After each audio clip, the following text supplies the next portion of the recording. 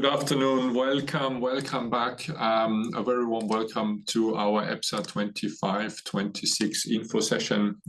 It's a great pleasure to see you all. Thank you very much for your interest. My name is Christoph Klicker from the European Institute of Public Administration, EPSA project leader, and together with Isabella Puszkaszu today, we will be leading you through this info session with additional information of the current EPSA edition and with an introduction and some guidance for you and for potential applicants for the application process, the evaluation process, and everything that you need to know in order to submit an application and hopefully a successful application. Now with that, we will be starting right away and very soon. We all have busy agendas and we would like to make the most of these 90 minutes, 1.5 hours this afternoon. So thank you very much for being with us. I'll hand over first to Isabella to run a quick Slido to get to know you and to introduce the audience a little bit before we start. Thank you very much, Isabella. Thank you. Welcome everyone from my side as well. Let me quickly share my screen. Okay, so as you know, I just love it when I'm just responsible for the fun part of our events. So as you probably are very accustomed with, we have just a small Slido, a few questions, not so many. So please, I just sent the link in the chat. Please click on the link or scan the QR code that you see on the screen and join us, please. So we go with the first question. Which country do you come from? We're very curious to see where are you watching us from, who are our potential applicants, from which countries are we going to receive the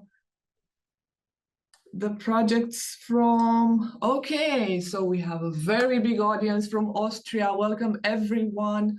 Romania, you're competing very strongly with Austria and Luxembourg, as far as I can see. We also have Spain, Switzerland, Czechia, welcome, Serbia, Portugal, Ireland, great to see you. Belgium as well. That's great to see so many of you here. Please keep putting your countries in our Slido question. Okay. Thank you so much for joining us, guys. Okay, let's go to the second one. We're just going to do very quick. We don't want to spend too much time on this. Which level of government do you represent? Okay, national, very strong in competing with the locals. Great to have you. Thank you so much for answering this.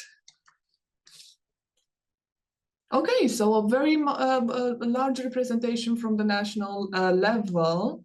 That's lovely to see, and we look forward to your incredible projects, please. Let's see if you have applied for EPSA in the previous editions. Do we have maybe some previous applicants watching us to see if something has changed from the previous editions or not? Or do we have freshly new people and new projects, new ideas, new innovations, for which we're so excited about? Okay, so mostly new people. Welcome, and I hope we will meet you soon. And last but not least, I promise. This is of course, I couldn't end it with no funny question, let's say. So if you were limited to only one office supply to get your most complex reform or innovation project successfully across the finish line, what would it be? A giant red crayon for simplifying and crossing out unnecessary steps in the workflow chart, or a digital proof chain that instantly links and validates all key data across different administrative silos, or a roll of duct tape for holding together multi-stakeholders partnerships and pilot projects? Okay, I can see that we have a big audience of digital people here, which is great. We're very curious to see what kind of digital projects have you implemented in your organizations. That's great. Okay, that's a big difference. Great. The poll is still open, so please feel free to add your answers. This was my last question. So we're done with the fun part, and let's go to the serious one. Bella, thank you very much for that. It's a fun part, but I think it's also quite interesting to see and to hear from you. So thank you very much for all the responses. We tried to come back to some of the data that we were able to gather through this short slide, or to link it a little bit to what we're going to present and discuss with you this early afternoon. Just to let you know before we start, what will you be hearing today? What can you expect? So first of all, we would like to explain a little bit the topical focus of the current EPSA edition. As you know, EPSA as a European award scheme has a specific general objective, namely to identify projects of public sector innovation and reform. That's the very rationale of EPSA, and it always has been. We want to award projects of excellence that demonstrate quality, that demonstrate excellence in the design and implementation of reform. And we also want to promote, of course, the excellence with a view to sharing knowledge, disseminating knowledge, and hopefully inspire others to follow and to adopt reform projects in different contexts in different countries. So this is what we're trying to do. I will explain a little bit what the current EPSA 2025-26 edition entails, both in terms of topical focus, but also in terms of methodological, and the technical details and the logistical details that might be relevant for all of you. You will be hearing from us primarily, but we also have a couple of guest speakers. You will be hearing from previous successful applicants who will share a little bit ins and outs of their application and the application process from their perspective, and hopefully that also holds a few important and interesting lessons for you. And we will also be hearing from one of our previous evaluators and current and future evaluator in this edition, who will share a little bit the ins and outs of the evaluation process, and hopefully that will also entail some added value for you. Now, with that being said, let me start perhaps and move the presentation forward. As you know, the current edition, our 2025-26 edition, the 10th anniversary edition, we have a couple of special elements prepared for this edition. I will explain in a short moment. As you know, throughout the years, EPSA has always tried to be at the pulse of public sector reform, and the titles and the thematic and topical focal points of EPSA reflect that, and it's quite interesting to look back in this respect. So for the current edition, the topic on driving competitiveness through reforms and investments is very much, I would say, at the pulse of important policy priorities across Europe, across jurisdictions. We also, in order to capture in the best possible manner the variety and the diversity of different reform projects in 3 new award categories. For those of you who have been with us in the past, and I think we had about 40% of participants indicating you have been part of EPSA before, perhaps in the previous edition, perhaps even going back further, you know that the award categories might be subject to change over time. So 3 new award categories. There is obviously the core of what we're looking at: innovation, innovating government, governance, and policies, broadly speaking. Secondly, an area where we have seen quite an uptick in applications in recent years, particularly in the context of both digital transformation, but also sustainability, climate change, climate agenda, sustainable mobility, and so on and so forth, with a very strong technical component, in particular in the area of infrastructure, mobility, and energy. In order to capture this, there is a specific category that is seeking those, in very many cases, high-end technical projects across the board in the context of infrastructure, mobility, and energy. And then an area or a category specifically focused on the subnational level. And again, let me hark back a little bit to the Slido that you just completed. 40% of the responses indicating regional and or local level. That's quite a high proportion today in this meeting. And we also expect the applications coming from the subnational level to be around that proportion. So in this category particularly is focused on service delivery and trying to reflect, of course, the importance of what you are doing on a day-to-day basis in view of citizens-centered service delivery. So these are the 3 categories that you can choose to participate in and to submit the project to.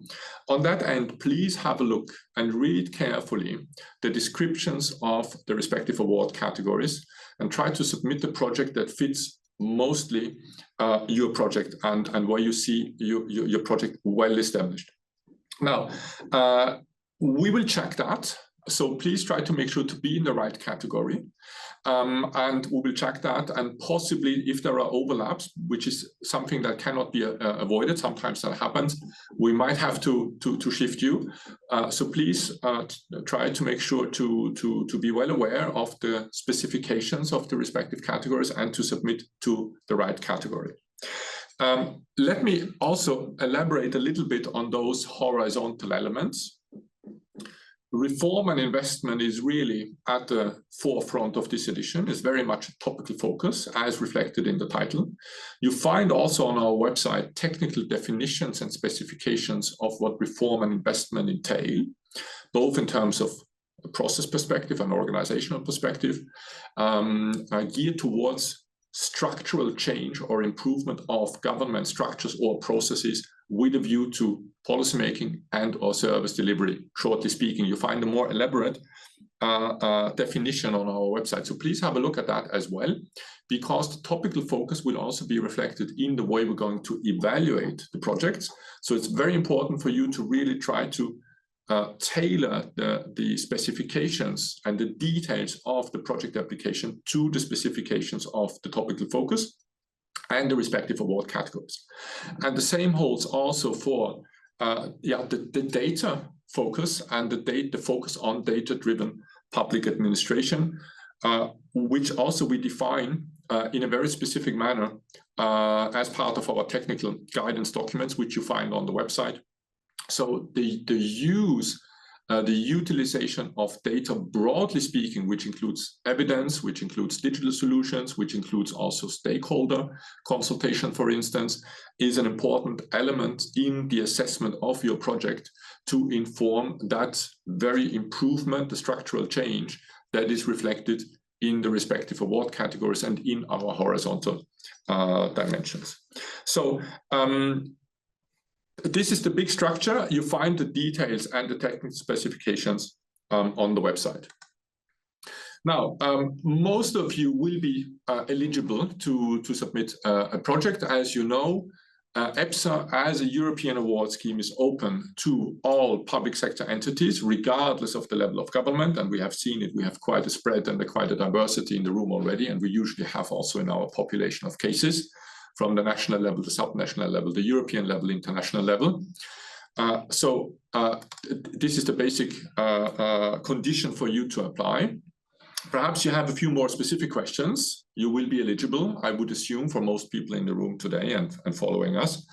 But perhaps you also have questions, more specific questions. So just to maybe anticipate some of them, joint applications are possible. So if you want to team up with another entity, that is possible. One organization, though, has to act as the lead organization, the lead applicant, which will be leading the application and will also be the main contact point for us. In a joint application, you can also submit together with a non-public sector entity, but the condition is that the lead applicant, so perhaps you in that case, has to be a public sector entity. And thirdly, the resubmission of previous EPSA projects is possible and encouraged. Let me emphasize the second part here, is encouraged explicitly. Again, 40% of the participants today in the webinar have indicated you've been part of EPSA before, and we're very happy and very grateful to see you back. And we look forward to receive another project for you. And I will explain in a short moment what your options are for this edition. For a full list of eligible countries and more details, please have a look at the application guide, which you also find on the website. One important question perhaps that also needs to be answered, and something that has come up in the past, is, okay, I'm eligible. I would be interested in submitting a project, but perhaps you're hesitant as to whether you should or you should not. Is it mature enough? Of course, there is a lot of idiosyncrasies depending on your project, depending on the project phase and the delivery. But keep in mind that an important element is a certain level of maturity, right? Because as we will explain later in our presentation, when we introduce to you the application form and also the evaluation criteria, results, impacts, outcomes are an important condition, an important part of the evaluation. So there needs to be a certain level of maturity of a project in order to demonstrate some sort of results. Where exactly that cutoff on the timeline needs to be made is something you will have to decide. We cannot do that for you. But keep in mind that if you're very early on in a project, maybe you have conceptual innovation, right? You're very much at the thinking or at the design phase. Perhaps this edition is perhaps one too early, because you will have very little information or evidence to share on the outcomes of the result of the project. So keep in mind when making a decision, when considering to submit, that a certain level of maturity, let me put it that way, is to be advised and is possibly a good idea. One other remark, perhaps also responding to specifically questions we have received before. If your project team, your organizational unit, your ministry, perhaps you have several projects that you possibly can submit, that is, of course, also admissible and possible. So you can have different types of projects from the same organization. If you want to compete with different projects, we are happy to receive all of those projects. But keep in mind that when you submit several projects with the same lead applicant and the same lead organization, the projects need to be distinguishable. Oftentimes, reform efforts have a broader, say, scope and perhaps several sub-projects or several elements there too. But keep in mind that when you submit a project, or several projects in that case, the different projects need to be distinguishable, okay? And we also check that, and possibly we'll have to remove specific project if they are sort of offshoots for some other project that you have submitted. So be careful if you submit multiple applications, because the different applications need to represent projects in their own right. Okay, so let me move forward. And Isabella, thank you very much for putting in the chat the invitation to share questions and to post questions. And we keep an eye on the chat and we try to answer everything during this afternoon that is on your mind. So please don't hesitate to reach out to us. So what kind of options do you have for submitting a project? And that is particularly relevant perhaps for those of you who are among the 40% of participants today who indicated that they have been part of EPSA before. If you are among the 60% who have never had an EPSA project submitted, then obviously you will submit your project to the regular award scheme, meaning a new project in line with the specifications of the topical focus, in line with the eligibility criteria to be fully evaluated. So that's our regular award scheme.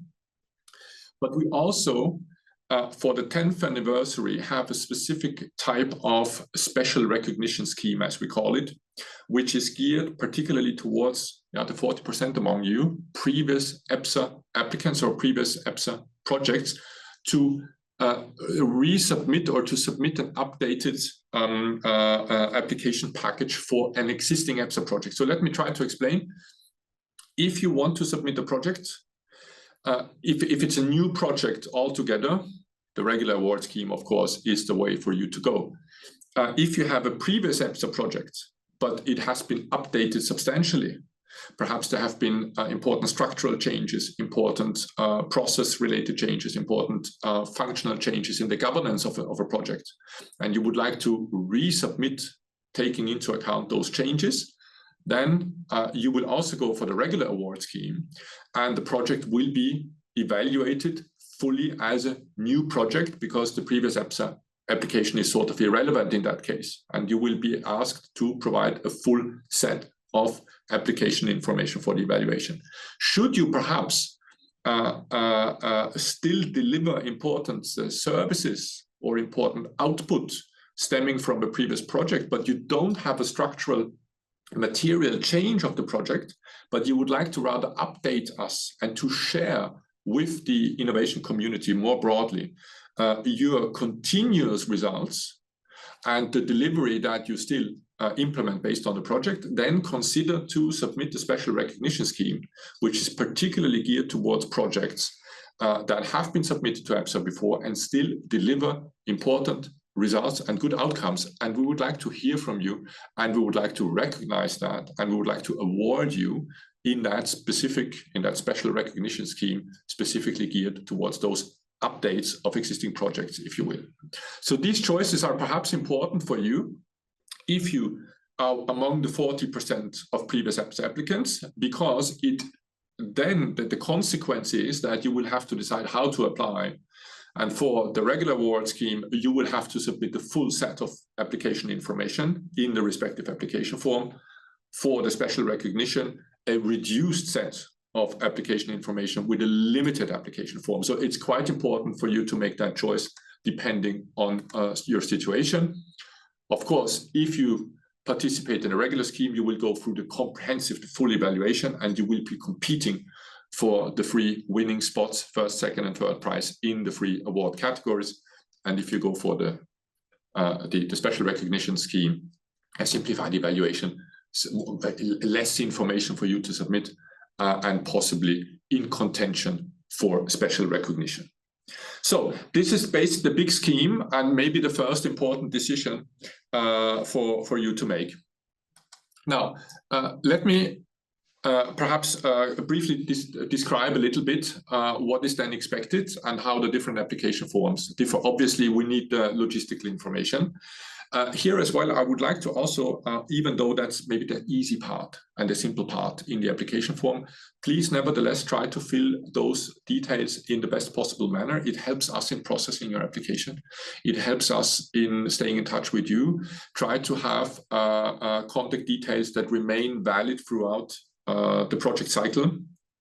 Maybe that's a straightforward remark, but sometimes it's difficult to reach out to applicants if there are changes in your organization. So try to keep in mind it's quite an extensive project phase and evaluation phase. We need to be able to stay in touch with you. So please try to make sure that the information there is correct and valid. And the big difference obviously is in the project information. The application form, in case you have had already a chance to look at it on the website, remains and entails 3 different parts. And the 3 parts are relevance on your project. I'll explain in more detail what that entails. The project design and implementation, and the very important part, the outcome, the results. And the comparison to the special recognition scheme is the following, where we said, okay, well, it's a reduced application form, limited information focused particularly on the outcomes and the developments that have taken place since you previously submitted your project to EPSA. So this is the big scheme again, and the differences between the different application forms. And let me elaborate perhaps a little further. What do you need to submit in order to participate in the regular award scheme? In terms of relevance, you will have 3 different questions to answer. On the context, objectives, very important, because we're going to evaluate your results against the stated objectives. Importance in the sense of policy choices, perhaps, that have been involved in the setup of the project, different priorities, different urgencies, the added value of your project in 3 different, as the third component for the relevance.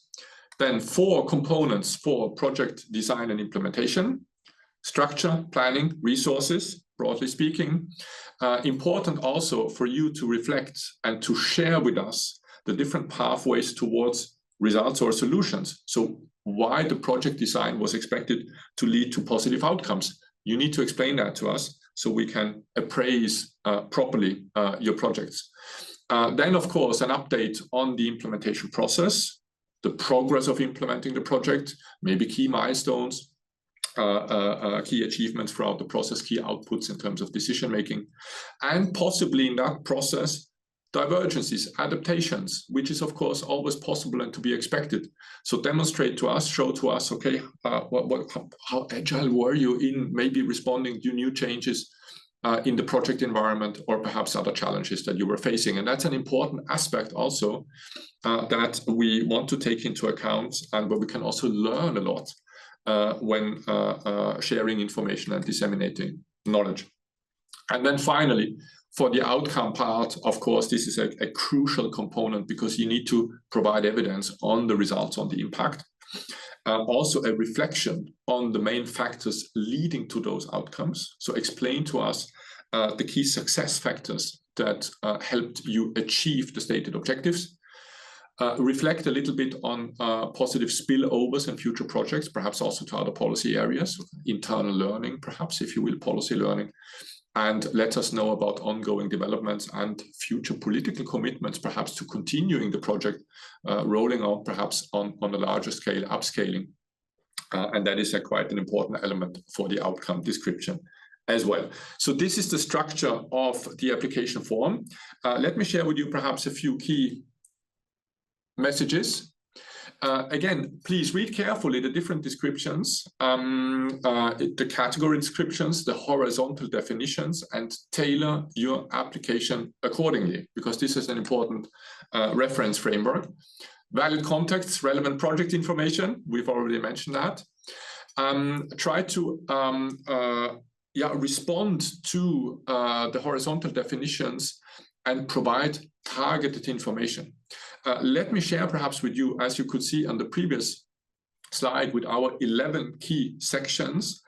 In terms of actual space and the word limits, you do not have a lot of space for the application form. We do not, the writing, the language, the style is of secondary importance. So don't be afraid also perhaps in terms of language issues. I have to do this in English. Style, language is of secondary importance. We are asking for targeted information. Try to provide that targeted information, be to the point, and you will have not a lot of space when you look at the application form to do so. So in case you were thinking, oh, 11 sections, that's quite a lot. Well, it is a lot of sections, but they're relatively short and they're really to the point. And let me also refer you already to our application guide that you also find online, where you find detailed specifications on what kind of information is to be submitted in this context. So be concrete, be targeted, try to provide numbers and evidence as much as you can. So with that being said, I think we are at the end of our first part. And I think we are spot on.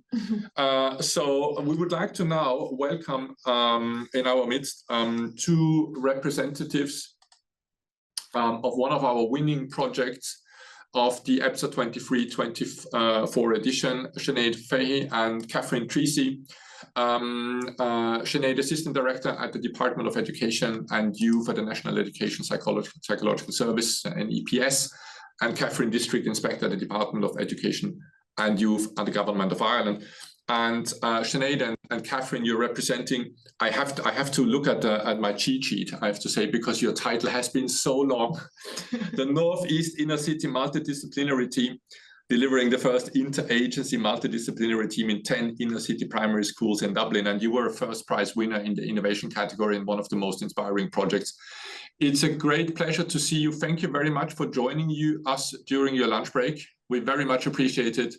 And if you're ready, we'd love to hear from you with a bit of input from your perspective on the application, your experience, and everything you would like to share with our participants is much appreciated. Thank you very much. Hi, and Sinead here. I'm going to start out. So I'm Sinead Fahey. I'm a psychologist with the National Education Psychological Service. So we're the service that works in all the schools across of Ireland, and we're delighted to be back. I'm joined by Catherine Treacy, who's an inspector with the Department of Education. And Catherine and I were part of the lead team that helped establish this project and this pilot in Dublin City. And yeah, we're delighted to be back here today. We had, just at the outset to say, a really positive experience working with EPSA. The team from the very initial, starting the application process, the site visit as part of judgment, and then ultimately the wonderful trip to Maastricht as part of the award ceremony was just a really, really positive experience for all of us. And Catherine and our other colleague, Karen, who joined with us at the time, who's since retired, you know, we have reflected on it a number of times. It's been one of the highlights of doing this whole piece of work together, and you know, of quite a number of years working together. It really brought us together as a group doing a project like this, And yeah, so it was really positive. And that kind of positivity went down to our team members and to the schools and the students who participated in the site visits and, you know, offered their case studies and get permission for them to be used. So for anybody who's looking to do this, obviously you're interested, if you're at this meeting, that we would really strongly suggest you go ahead with it. It's a really professionally affirming piece of work to do. It helps to, in terms of the application process, it helps you to solidify what you're thinking and to put down your project and to describe it in a really clear way that I probably think Catherine and I hadn't done fully. So that would have been maybe one of the challenges in advance, was the preciseness of the way you had to categorize it. Because as you mentioned, the categories were short, Christoph. It's not a big, long essay. So there's a lot of work to be really precise. There's a lot of work to make sure you're not using terminology that is specific to your location. So you have to use you can't take an assumption of a shared language. So you have to be very clear what you're saying. But all of those things were very positive things to do. If you think about whatever project you're working on, doesn't matter what sector, you want to be able to explain it to a wide audience. And I think the process of us doing that application, I think, would you agree with that, Catherine, really helped us to really maybe clarify our language and to set it out super clearly. So it helped us in future presentations to maybe other department sections in government or to other organizations or parents or new people joining the team also. It even helped us to clarify that role. I'll pass over to you, Catherine. Yeah, I completely agree, Sinead, and it's great to see Isabella and Christoph. We were in very safe hands throughout the whole process. And what we did initially was we looked at the application form, we read it, so we were very much aware of the 11 categories. That was really interesting for us because we did a brainstorm of the types of information we were going to put into each category. And that was very helpful because it meant then we weren't repeating ourselves in a different category, but we were kind of connecting and joining all of the dots to ensure that the context of the project was very, very clear. So we spent a lot of time on the application form, and I think that worked to our benefit because once we pressed submit, we were very clear that no matter who read our application form, they would have a very good understanding of our context, whether they are in Ireland or outside of Ireland, but that also we were very clear on our purpose, our vision, and our objectives, and that we were clearly knitting those into the 11 different categories. But the word count is very short, so each word carries a heavy weight. And I think you'll probably get the gist. Sinead and I could talk for hours and days and weeks and months and years. So that was a big challenge for us to actually confine our language to just get straight to the point. And I do think that the application form really helped us for our on-site visit. Our on-site visit. It made us look very much at the outputs, everything we were doing and what our anticipated output was for that. And that helped us to keep monitoring then, were we achieving those outputs or not. So when it came to the site visit then, we were very clear on who we were going to bring in for some of the meetings, who the representatives were going to meet in schools, and were they going to see what we had put into the application form? How was that going to be visible? That in turn then helped for all the other aspects of the whole engagement with EPSA. So definitely putting time into your application form and having very clear objectives and outcomes that are meaningful is really important. Another thing that we, I suppose, probably didn't think of when we were putting in the application was that we would have to get approval of our senior managers for the application. So that does take a little bit of time. Our particular project had a number of different management structures, 3 separate management structures that had to approve that application form. And you're waiting for them to come back to you within a deadline as well. So just taking that into account, who needs to oversee what you are putting into your application form? How much time are you going to allow them? And if you've more than one managing body that needs to look at it, you need to kind of build that in as well so that you get it in on time. Have I left anything out there, Sinead? No, I think that's really good. Yeah, and I think that you mentioned it too. Is that I think the work that we put into making the application form succinct and gathering and recrafting it and making it more and more concise stood to us for the later stages. So I think that that's important one to say, that like it feels like maybe a good bit of work, but it definitely helps if you are doing a site visit subsequently. And also we used that process of refinement helped us in later presentations also for different purposes, so there was a clarity making process as well involved. Absolutely. Are there any other specific things, Isabella or Christoph, you want us to speak to, or any other kind of topics within that? Please. Okay, maybe I start. So thank you very much for that. I think it's a very concise and a very informative summary, so I much appreciate it.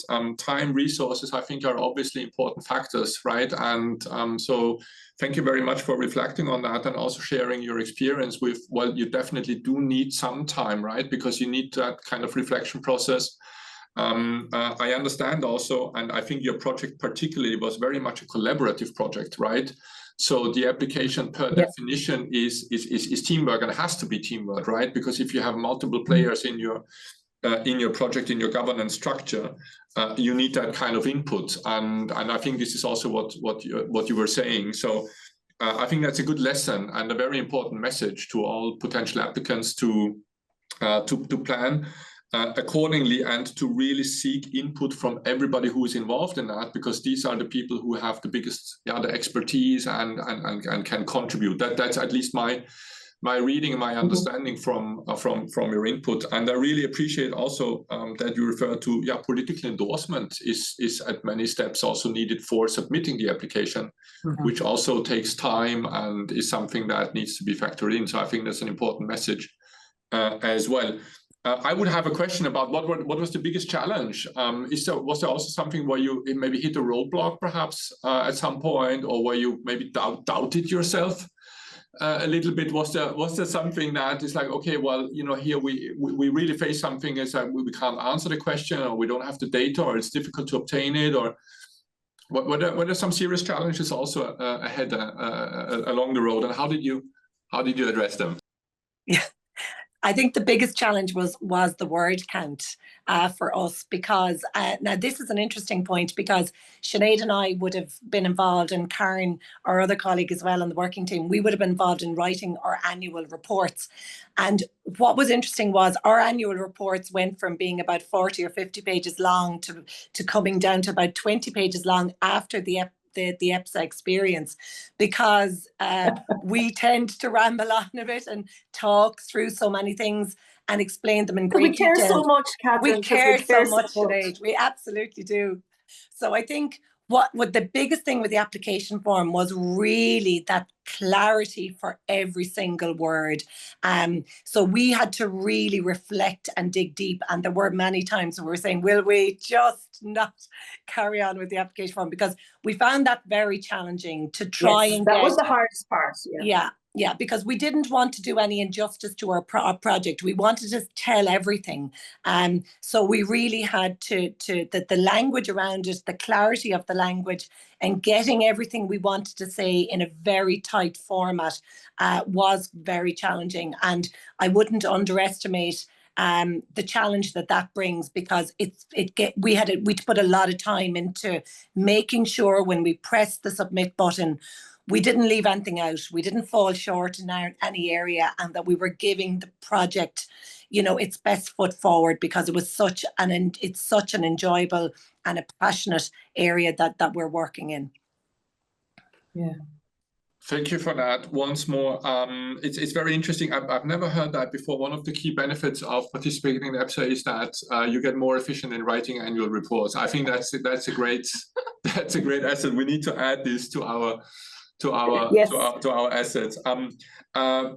So we will come back to that because we will explain in a short moment the evaluation process, and we can link to what Sinead and Catherine were saying by explaining a little bit to you what are we going to do with the information that you have to submit. And indeed, at that very stage, at the beginning in the application form, we ask you to really be on the point, but there will be more opportunities to substantiate and to reflect on that. And both of you were talking also about, let's say, the instrumental, perhaps strategic, forward-looking to possibly site visits and the next steps and stages in the evaluation process. I think that's an important aspect as well. So you will definitely have, if you decide to participate and submit the project, the opportunity once you go forward with the project in the evaluation process to substantiate, to provide more information.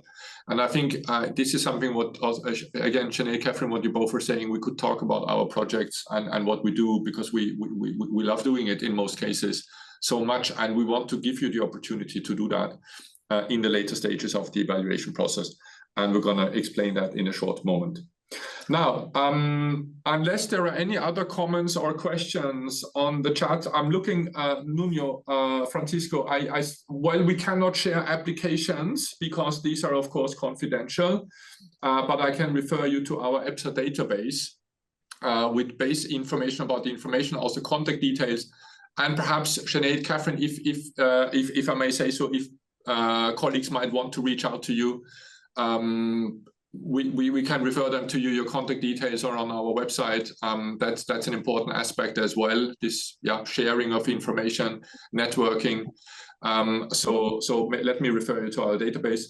To Sinead and Catherine, let me thank you once more for your intervention during your lunch break. We would love to, I have to say this, we would love to hear an update from you on the project. So consider our special recognition scheme. Love to give it.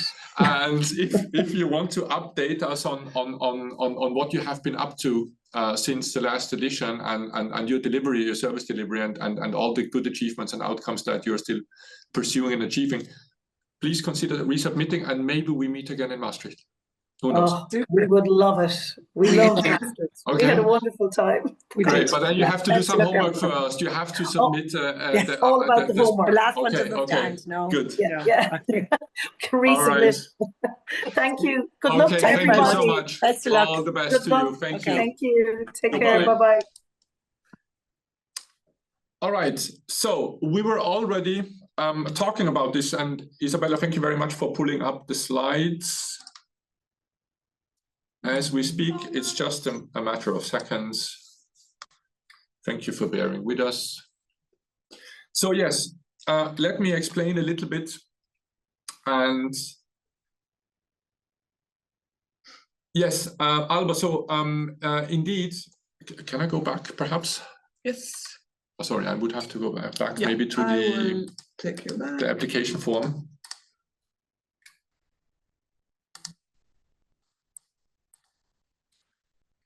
So because there we have a concrete question and we would like to answer it. Yeah. So there we have it. So this is basically the structure. Okay, so this is the structure of the application form. As you can see, it is quite, I would call it maybe differentiated in the sense that the three big elements on the project description are split up in very concrete elements. And there is sort of two reasons for that. One reason is that we need that kind of information for the evaluation process. But the second reason also is having you in mind. Because you will be able to, and you heard it from our two speakers, you will have to tailor your information. You need to do some thinking, perhaps solidifying your own, let's say, reflection on the project.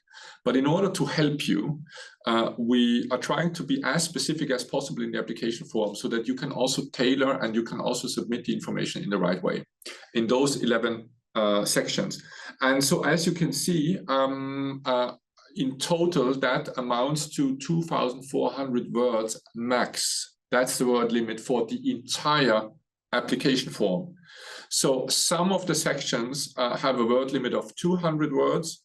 Other sections have a word limit of 300 words, which is not a lot of space. It's not a lot of space. So in total, also for those colleagues that have been perhaps participating in EPSA before, that is actually less than we asked for in previous applications. So it is less in total writing. It's less in the total volume. but it's more specific, and we hope that is also something that resonates well with you in order to facilitate and assist you in providing exactly the targeted information that we need to understand your project fully. So Alba, I hope the question was answered sufficiently. Thank you too. So 2,400 words over several sections, fluctuating between word limits of 200 to 300 in the application form. If I just may add, you can all find all this information, the exact question and the exact word limit for each of the question in the application guide. There we explain absolutely everything, all the questions that you need to answer. And I just put the link in the chat, so maybe you can quickly just have a look at it. Isabella, thank you for that clarification. Okay, so. Okay, good. So what are we doing with this? This is where we stopped and where we wanted to press on. Evaluation process, and I think that's quite interesting and relevant for all of you. So in line with the split between the regular award scheme and the project updates, the shared and common foundation is the first step. It's an online evaluation, meaning the first assessment of your project based on the information that you submit in the application form. So that's the first step, and it's a key step because it is the first selection, right? So again, reflecting on what Sinead and Catherine were saying, the work that goes in there is well invested because it is really a crucial step.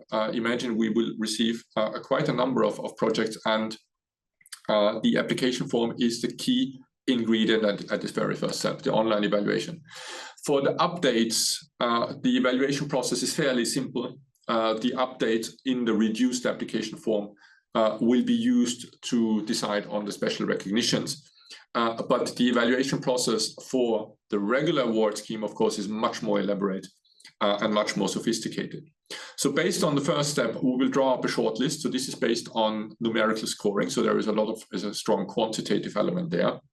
And the shortlist of the highest ranking projects after the first stage will be invited to online meetings. And this is a new scheme. This is a new step in our evaluation process. So maybe also for those who have been with us before, there is something new also for you to keep in mind, a new opportunity to present your project. I will explain in a short moment.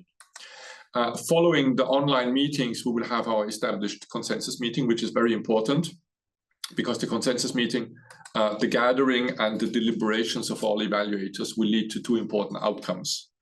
One is the three winning projects, or the nominees, if you will, in the three award categories, plus projects of high quality, which are also winners, but perhaps didn't make it to the very top, and who will receive, based on the deliberations and the consensus of the evaluators, our good practice certificates. And you know, with the good practice certificate, you will be invited to join us also here in Maastricht at the award ceremony. So these are the winners, basically, for the three winning prizes in the categories, plus the good practice certificates. We then have our on-site validation visits, as was also referred to, which is an important step. We will be visiting you to verify, to learn more about the projects and to gather additional information. And then finally, we have our jury meeting, also with a few new elements, which takes place in person. And the jury, which is different from the evaluators, will then decide on first, second, and third place in the respective award category. So that's an important last step for deciding on the winners, and also for quality control and kind of a peer review different to the evaluators.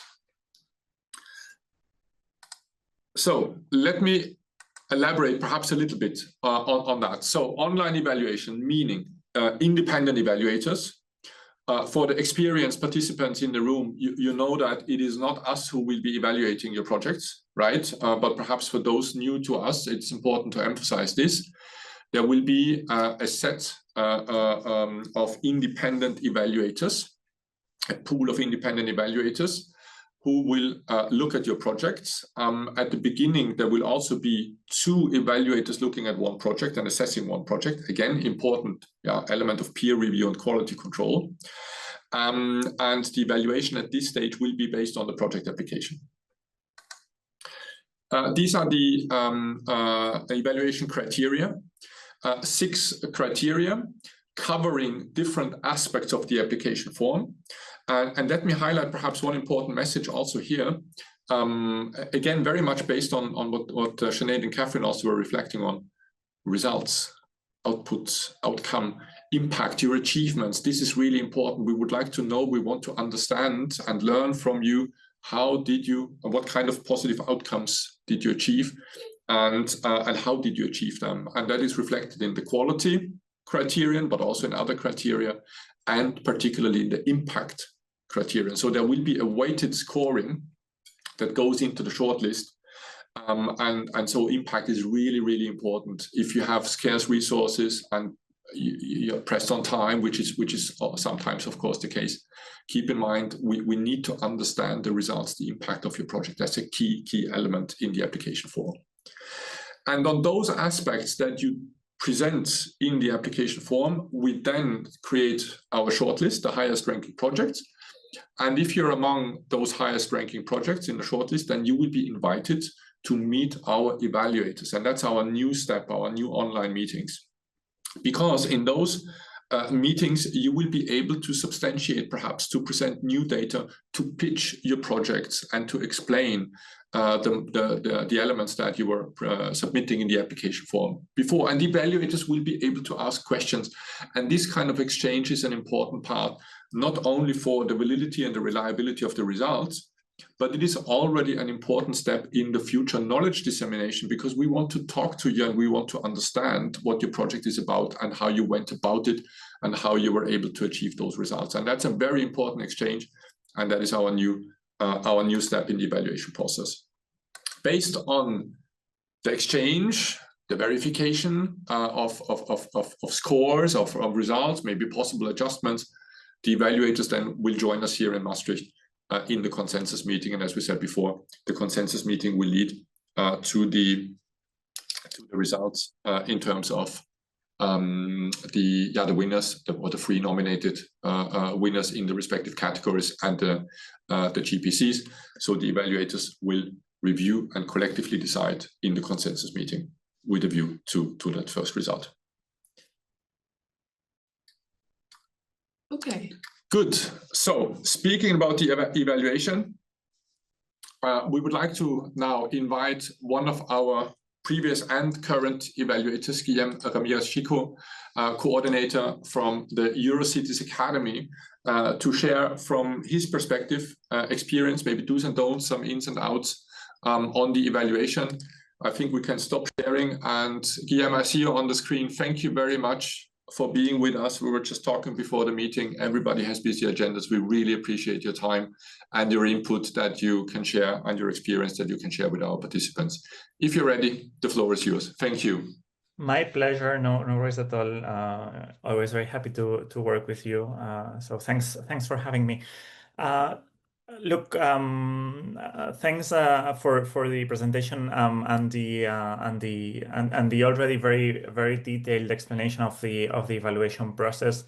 I think I will provide some tips and do's and don'ts, but I will also be echoing many of your messages already, especially when it comes to impact.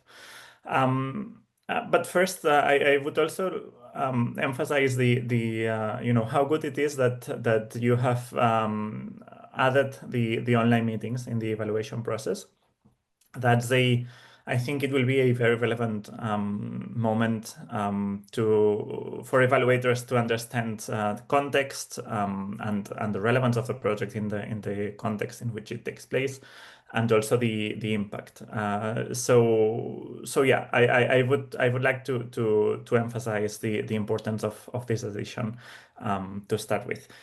Then a very general message, but I think it's very important. Applications need to be well written, and that means that the focus needs to be in the information provided.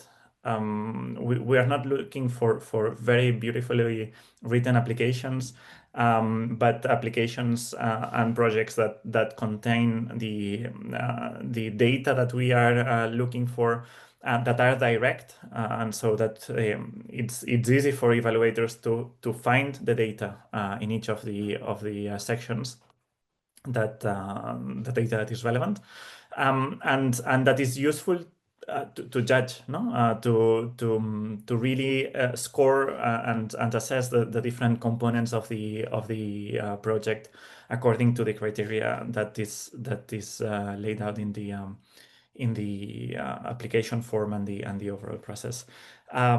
So we will be reading many evaluations. So in a way, it's always a good thing to make our reading easier. And you might be tempted for that to use AI, especially generative AI, which is fine. There is no policy against AI use. There is a policy to disclose the use and the purpose for which AI has been used, but there is no grading down based on that. So feel free to use it, but just keep in mind that we need the data still to be there. We don't want again texts that make sense from a rhetoric point of view. We need the information that we're looking for to be there. It needs to be straight to the point. It needs to be hands-on.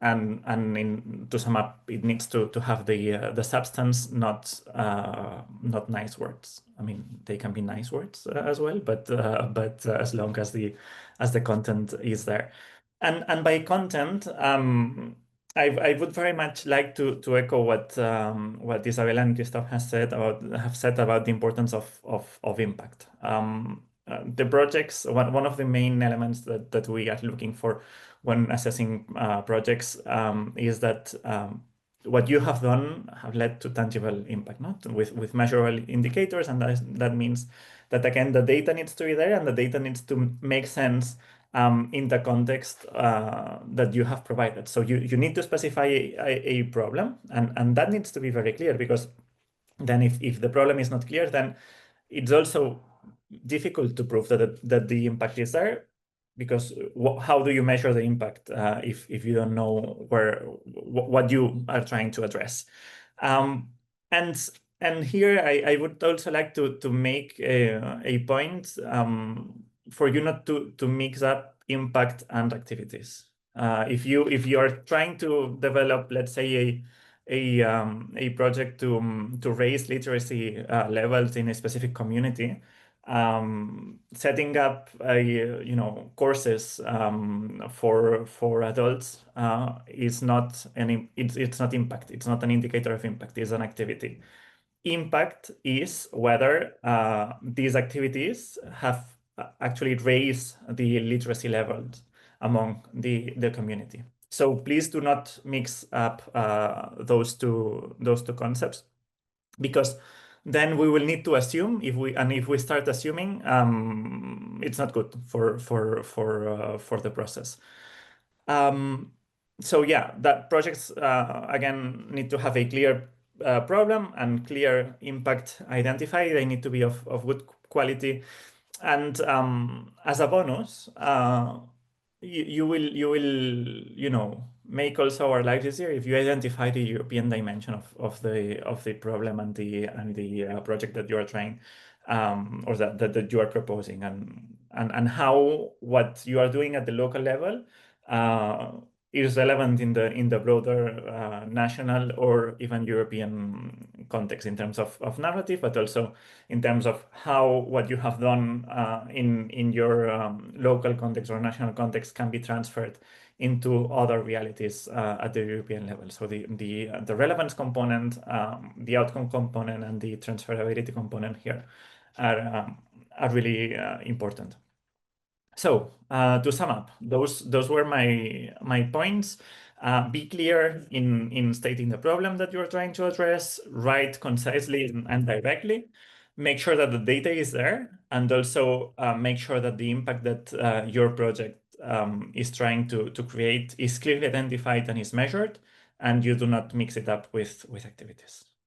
I think that would be all in terms of tips. Yeah, thank you very much for that. Let me echo a little bit what you were saying, because I think these are important messages, and I really appreciate that that you mentioned this. Again, reinforcing the importance of impact and outcome. I think that cannot be overstated. And also thank you for clarifying that sometimes it is a bit tricky, of course, right, to distinguish what output, what an activity is, what outcome is, what impact is not always straightforward. But I think Guillaume made an important point in saying, okay, if you organize an activity, that is indeed something that is maybe output, right? It is part of your project implementation. You have set up to, as you said, increase literacy, and then you implement certain steps in order to do that. But you need to distinguish this really from whether you achieved your results or your stated objectives in the sense of raising literacy levels. And you would have to have some sort of indicator or KPI or some sort of measure to provide evidence for that. So I think that's a very important point. Guillaume, thank you also for mentioning AI, because that I think is quite an important topic as well. So indeed, it's not forbidden to use AI applications to assist or facilitate the writing of the application form. That might be and can be quite useful. But we would like to know, so you will find also in the application form among the declarations a new element there, namely to declare whether you used AI and to what purpose, just for transparency reasons. But what is important, I think I'm, again, echoing Guillaume's intervention, is that, yes, a well-written application will make it easier for evaluators to understand what you're doing, right? There is no denying of that. But in view of the rather structured format of the application form, the language, the style is of secondary importance. And you will not have the space to elaborate at length using algorithmic solutions and AI applications to basically pitch. What Guillaume and the evaluators will be looking for is, can you back up what you were doing and how you were doing it, so we understand your project design, we understand the implementation of the project and the results. So I think that's an important point. Let me maybe in this conversation also respond to one of the questions that have been posted in our Q&A, and I was informed that you might not be able to see this. So maybe let me read it out. So one question referred to the evaluation criteria as in innovation, not a criterion. Innovation is not a criterion in itself. Have a look at our, again, the description at the topical focus, where there is a strong element of innovation, both in the category 1 on innovating government governance and policies, plus there is a strong element on innovation in the third category on the subnational level and the service delivery. So innovation is almost a prerequisite, right? And if, again, look also at our technical definitions of reform, for instance, where we refer to changes, improvements, and innovations. Changes, improvements, and innovations in terms of organizational structures or processes. So it's almost like a cross-cutting dimension that permeates the entire award scheme. The criterion based on which, or the criteria based on which we're going to evaluate it, or the evaluators, to be more precise, will evaluate that, is that indeed the quality of your project design and implementation, cost effectiveness, among other things, and these are the criteria, the more meaningful criteria in the evaluation. But of course, that is not to say that innovation is not important. Rather the opposite. It permeates all award categories, and it is included also in our horizontal definition on the reform topic and the notion of reform particularly.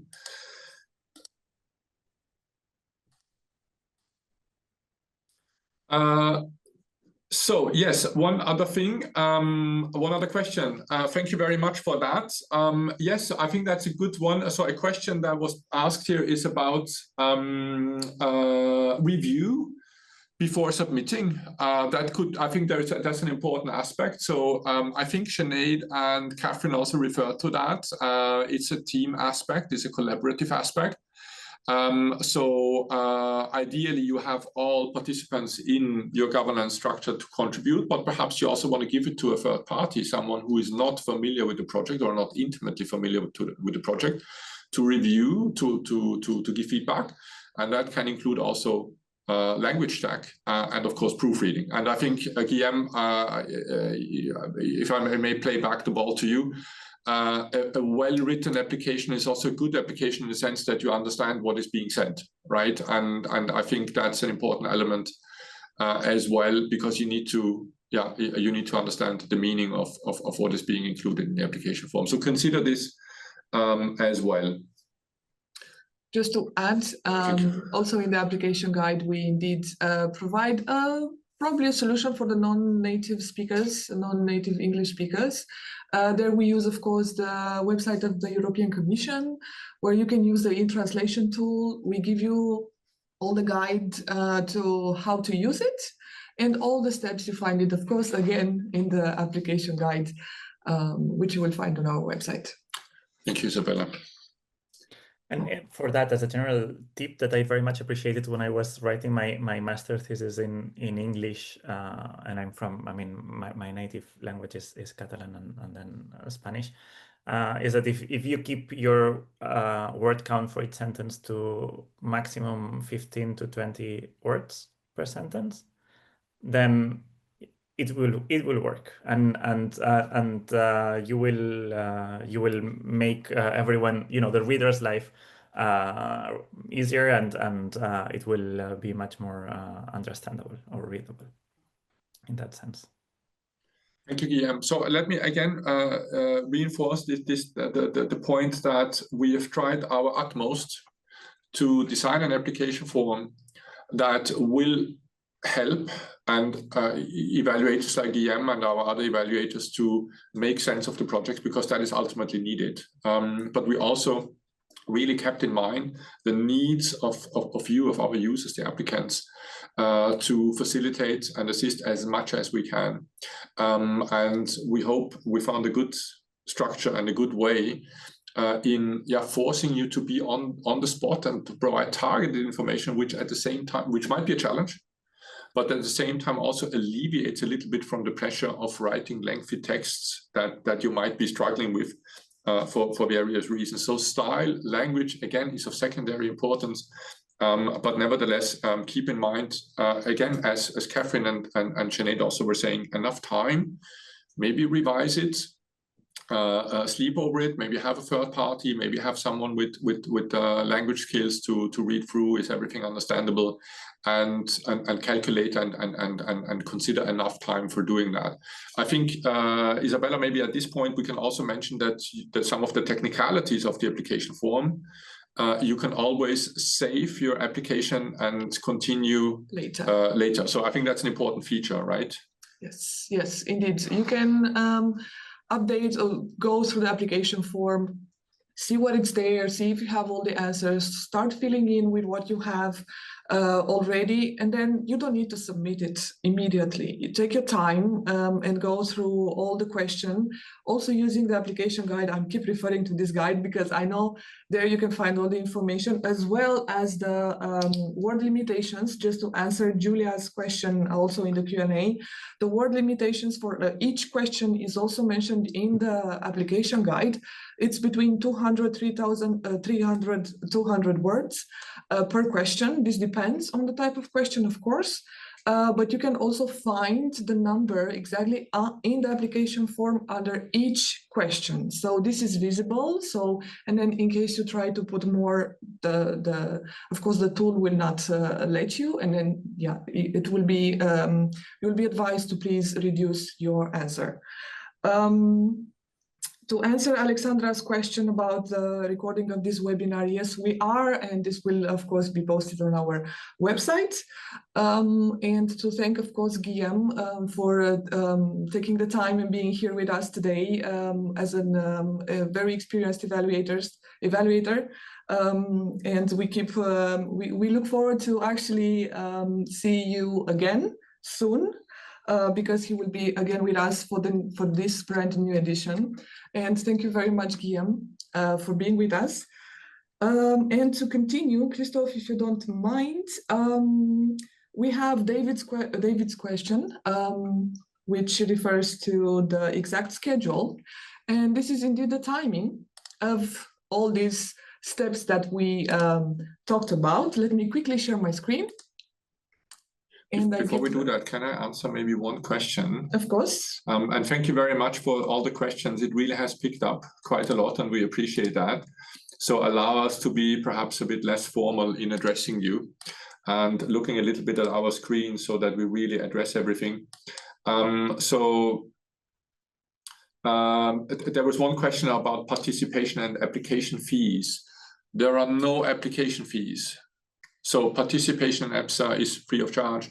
We want to provide a framework and an award scheme that reaches out to you and to extend an invitation to you to share your projects, your achievements with the broader innovation community. And so no application fees. So please feel free to apply. And possibly, if you move forward in the evaluation, possibly we will be meeting each other online or even in person, and perhaps you will be even invited to join us at our award ceremony to be celebrated, because ultimately you are really sort of at the center and at the focus of this. And without all of you and without your work and your innovative projects, EPSA would not exist. So really, this is an invitation to all of you, and we very much appreciate your participation, and we're very grateful for that. There is one other. So the counting, I think it's without spaces. Yeah. So though it's word counting, it's not letters, because some of the counting is per how many letters or how many words. We specifically put it word limitations, and I hope that is helpful and easier for you to meet the requirements. Yeah, and Alba, so the question is, can we submit in a different language other than English? No, unfortunately, the answer to this is no, because given the beautiful language variety in Europe, we cannot process this, right? So we have to ask you to be responsible for translating it, tapping into your language potential, maybe with the help of a colleague to submit the application. Again, we tried to make it as accessible as possible with the technical tools that might help you in translating, but also in the way we designed the application form that is not a contest in beautiful writing. And hopefully we were able to design it in such a way that the threshold is as low as possible and EPSA remains as accessible as possible across Europe. But unfortunately, the working language is English. And there is another question. It's a bit of a lengthy question. I try to briefly summarize this for those of you, and I think you cannot see that. So the question is whether you can submit a project that has not been a formal project, but developed over time. And the answer is yes. The answer is yes, of course. You will have to explain to us what you were doing, right? You were referring in the question to, I quote, the initiative became more structured and professionalized, and it had tangible impacts.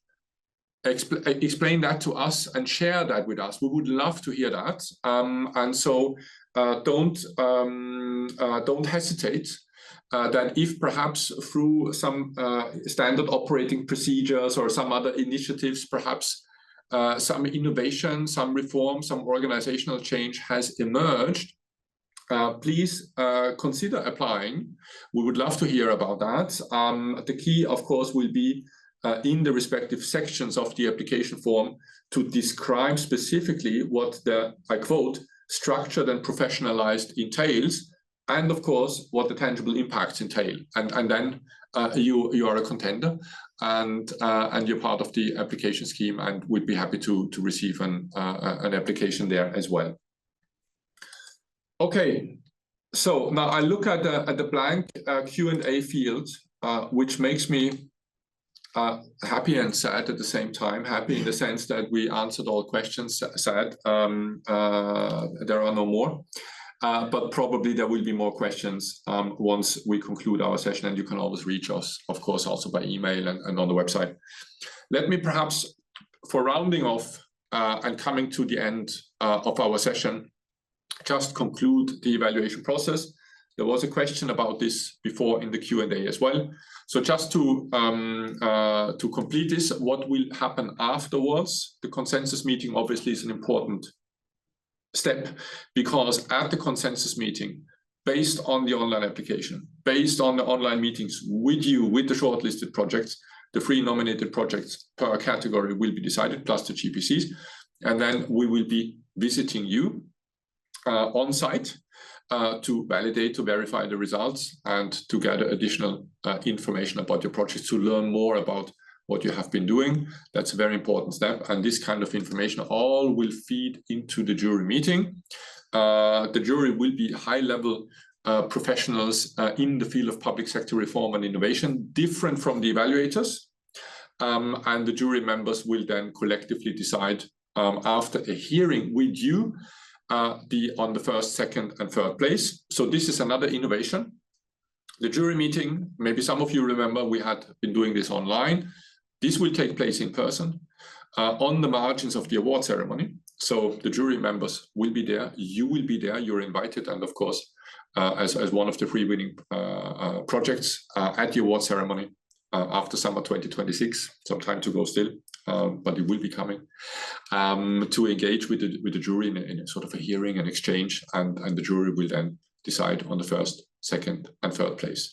And then what is left for us is to celebrate you at the award ceremony in September, and then we will maybe see and meet each other again in our various knowledge dissemination activities, but that's the next step. A question was asked about the dates. So very important, you still have time. You still have time until the end of January next year, 26, to submit an application.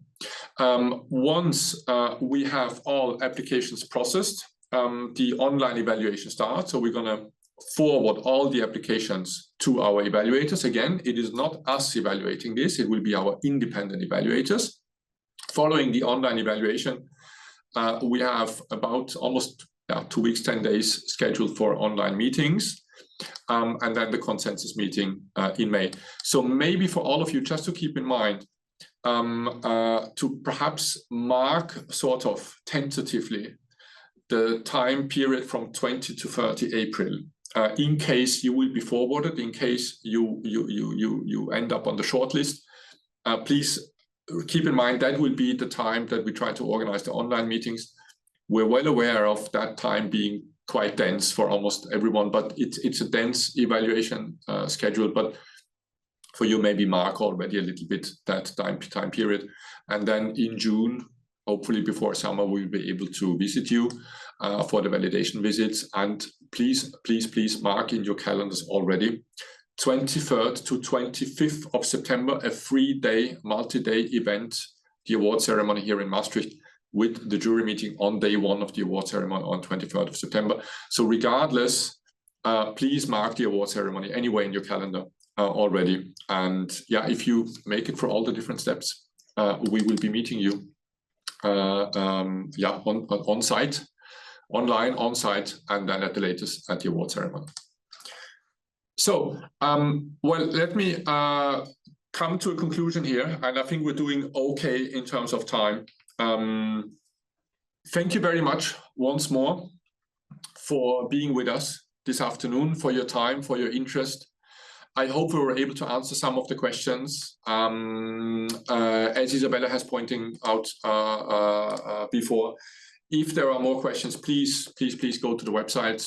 We put everything there. We also add perhaps a few questions and answers based on our exchange today. We try to really provide all the information that you need.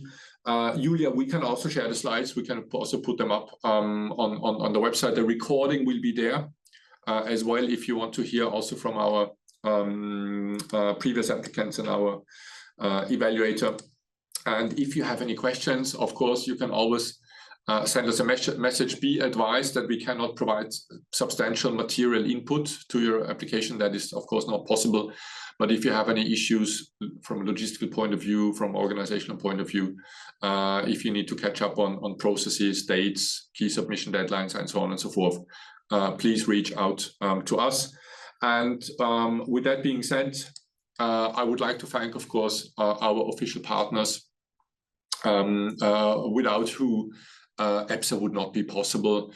And as in previous years, we're very happy that the European Commission is on board, as well as our national partners from Austria, Luxembourg, and the Netherlands, and our local partners who will play a key role, particularly at the stage of the award ceremony. So thank you very much for being with us at this 10th anniversary edition.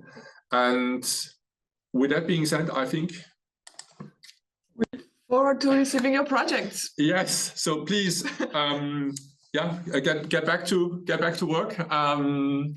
We look forward to hearing from you. And again, if there are any questions, please let us know. And yeah, again, very, very grateful. Thank you very much for your interest. And yeah, we hope to see you throughout the evaluation process, and we look forward to receiving your applications.